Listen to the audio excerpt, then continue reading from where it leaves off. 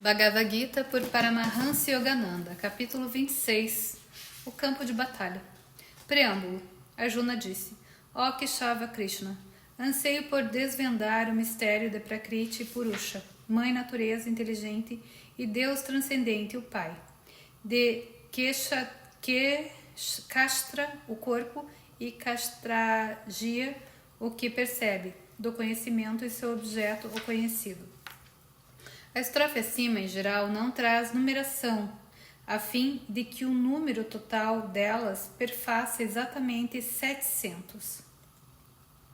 Arjuna, após ouvir o discurso de Krishna sobre como alcançar a união com o divino pela devoção, quer saber mais a respeito da eterna luta, a guerra de Kurukshetra, entre o bem e o mal, tanto no eu quanto no cosmo.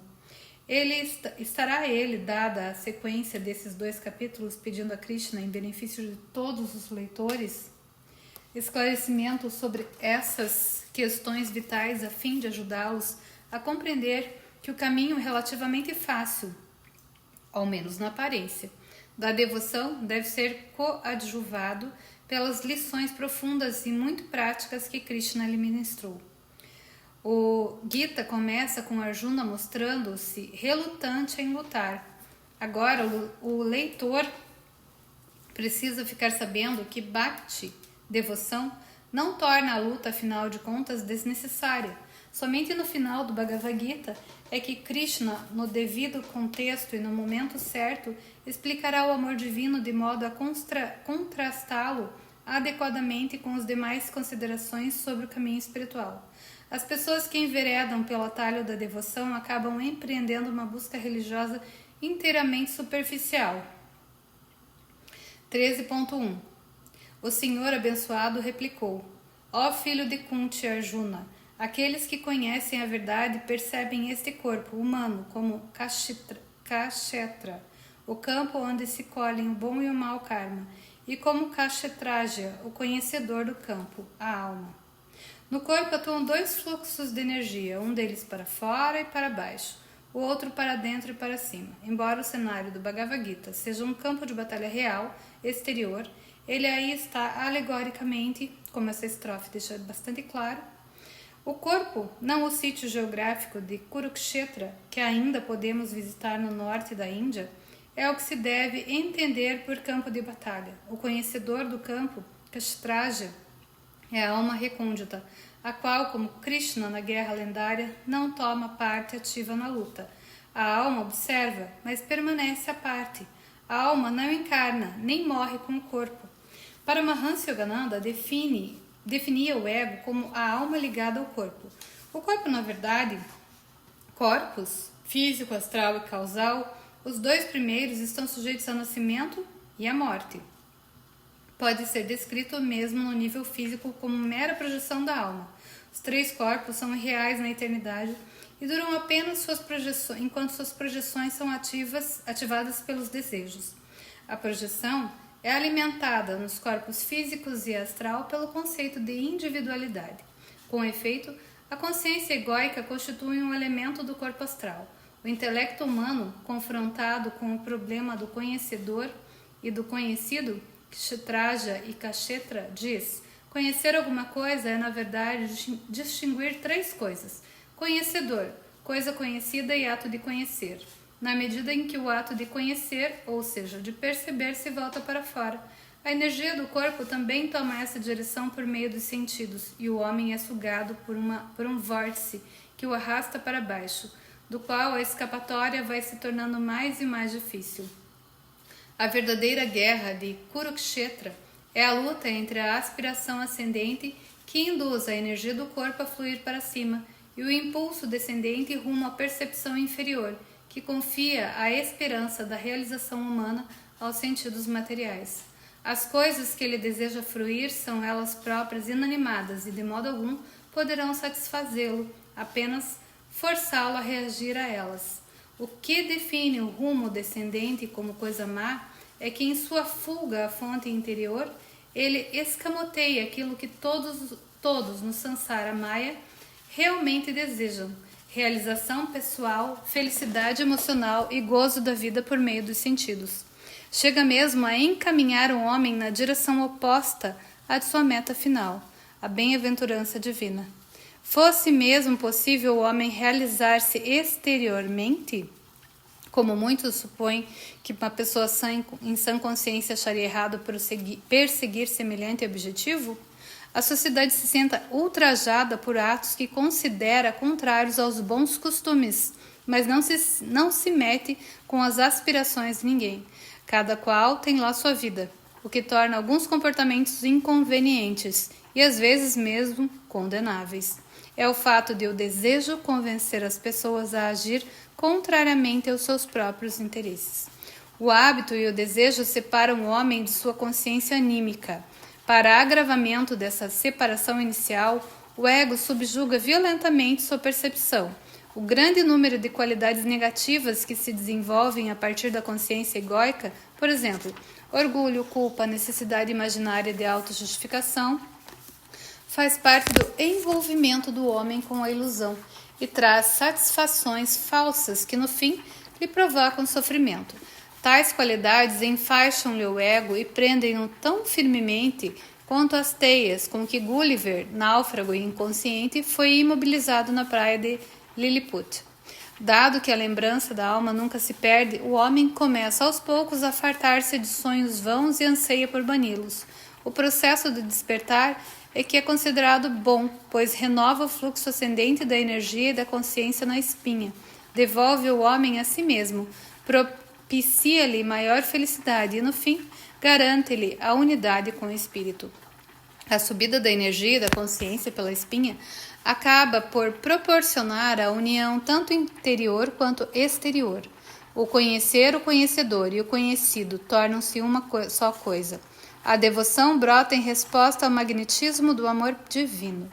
O desejo material, por outro lado, abate as pessoas em consequência do magnetismo da Kundalini descendente, que se manifesta no corpo como um impulso para baixo de Maya, chamado em algumas religiões Satã.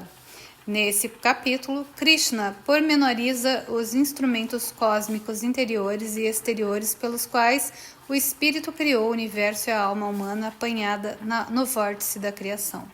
Quando a alma consegue escapar desse torvelinho, logo reclama sua unidade com o espírito. 13.2 Toma-me também, ó Bharata Arjuna, pelo conhecedor silencioso, aquele que percebe em todos os kshetras corpos emanados do princípio cósmico criador da natureza. Grande sabedoria é compreender o kshetra, o campo, e sua relação com kshetraja, aquele que percebe esse campo. Um jovem chamado Naresh encontrou um santo que lhe perguntou quem ele era. O jovem respondeu: sou Naresh. Quem é você? Insistiu o campo. Naresh, julgando que o outro talvez não tivesse escutado, repetiu: meu nome é Naresh. Sim, mas quem é você? Naresh, embaraçado, gaguejou. Meu pai se chama Ram Dutta. Moro em Delhi. Sou contador. Sim, mas quem é você? Repisou o santo. O rapaz ficou intrigado com a pergunta. Seria surdo aquele santo homem? Estaria velho demais e um tanto senil? Bem, se você não sabe, sorriu o ancião, então talvez seja bom acompanhar-me. Agora sim, o pobre rapaz estava confuso, mas sentia certa paz na presença do santo e passou a visitá-lo frequentemente, sem saber muito bem o porquê. Aos poucos, porém, foi chegando à seguinte conclusão: posso realmente definir-me de maneira tão limitada a ponto de dizer que sou um contador? Pôs-se a pensar: não sou aquilo que faço, sou um jovem com inúmeros interesses, inclusive o de visitar esse santo, embora o faça por razões que me escapam inteiramente. Quem é você? Perguntou-lhe de novo o santo em outra ocasião. Já agora o velhinho parecia ao rapaz não apenas normal, como acima de tudo sábio. Não sei quem sou realmente, confessou Naresh. Melhor assim, exclamou o santo. Pense de novo, quem é você? Bem, pensou o rapaz, tenho um nome, uma família, uma casa, mas serei realmente qualquer dessas coisas? Súbito, fez-se a luz. Sou uma alma em busca de si mesma. Seu corpo era ainda novo, mas iria envelhecer com o tempo, e mesmo agora, por dentro, era a mesma pessoa que fora em criança. O corpo mudara, ele não, portanto concluiu. Naresh não era o corpo de Naresh. Continuou a refletir. Sua compreensão mudara desde que conhecera o santo.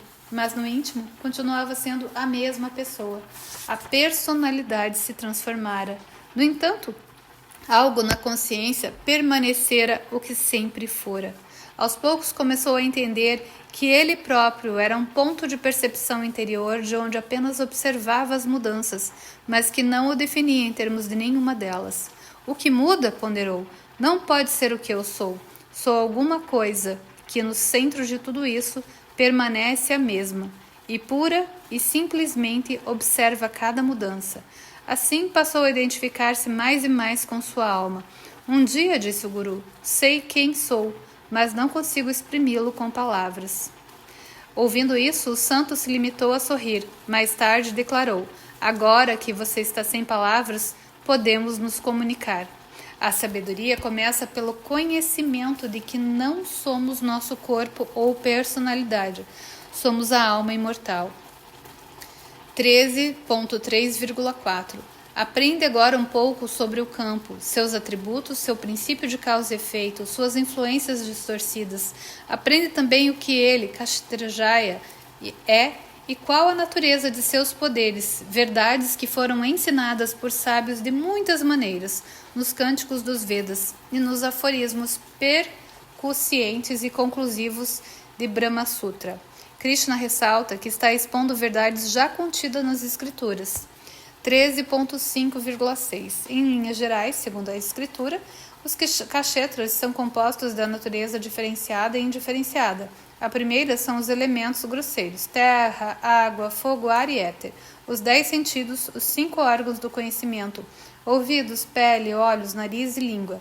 E os 5 objetos sensoriais, audição, tato, visão, olfato e paladar. Os 5 órgãos da ação, mãos, pés, boca, ânus e genitais.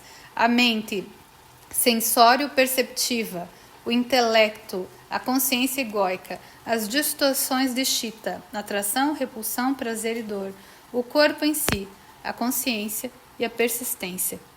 Esses princípios apresentam seu aspecto cósmico indiferenciado tanto quanto seu aspecto individual diferenciado. O próprio cosmo é uma entidade consciente de si mesma, embora não nos termos do ego, de vez que a alma identificada com o corpo, só se torna elemento no corpo astral. Como afirmou Swami Sri Yukteswar no capítulo sobre a sua ressurreição na autobiografia de um yogi, os seres causais possuem grandes poderes que lhes permitem até criar universos, talvez quisesse dizer galáxias. O próprio Krishna fornece esses detalhes extraordinariamente intrincados como citação das escrituras Shankya. Seu objetivo é conduzir Arjuna, o devoto universal, da consciência da complexidade para a singeleza da não identificação com eles, e, portanto, da não identidade com a ideia de que o ego detém o controle supremo de tudo. A persistência ou fortaleza Driti manifesta-se fisicamente em primeiro lugar pelo ato de manter unidos o corpo e a consciência. O corpo é um agregado dos 24 elementos da criação, citados no sistema Shankya indiano, combinados com os aspectos da consciência que brotam deles. Nesse campo de batalha há guerra constante entre paixão, desejo, apego e outras ilusões humanas de um lado e suas aspirações contrárias, de outro. Devoção, desapego e todas as virtudes. O alvo da prática do yoga consiste em transferir a complexidade na simplicidade da percepção unificadora da consciência anímica imutável. Continuaremos este mesmo capítulo nas cenas dos próximos capítulos.